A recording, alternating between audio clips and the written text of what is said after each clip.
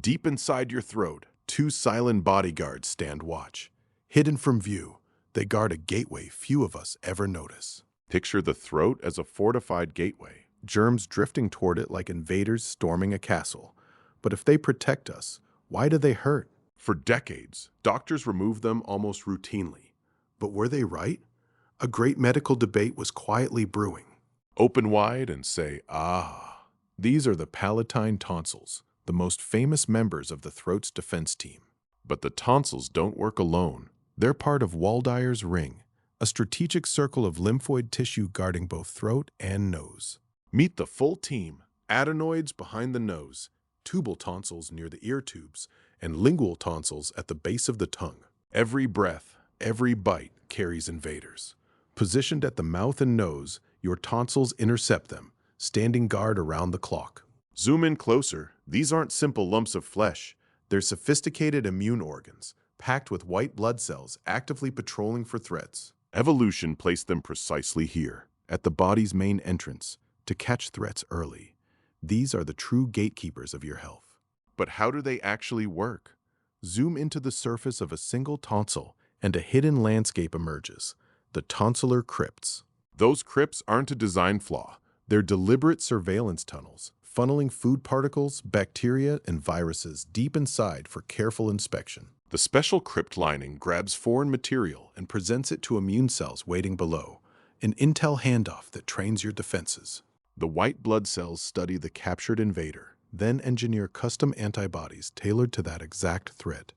It's the immune system's own most wanted poster, distributed body-wide. This troning matters most in childhood, when the young immune system encounters countless germs and learns, day after day, how to defend the growing body. And the body never forgets. Once a germ is cataloged, immune memory allows a faster, stronger response the next time that threat returns. But sometimes something goes wrong. The throat glows an angry red, swollen and painful. So why do our loyal bodyguards seem to turn against us? This is tonsillitis, an overwhelming army of bacteria clashing with immune cells. As the battle rages, the tonsils swell, inflame, and scream in pain. But who's the culprit? In 70 to 95% of cases, it's a virus, cold or flu. Less often, bacteria like group A streptococcus. But for some, this battle never truly ends.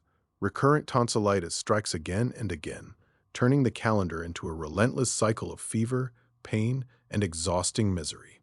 So here's the pivotal question. If the tonsils cause this much suffering, should we simply remove them? Welcome to the great debate.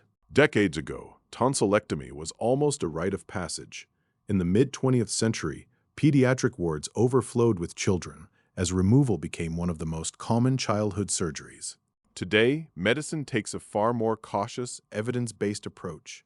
Doctors no longer remove tonsils lightly.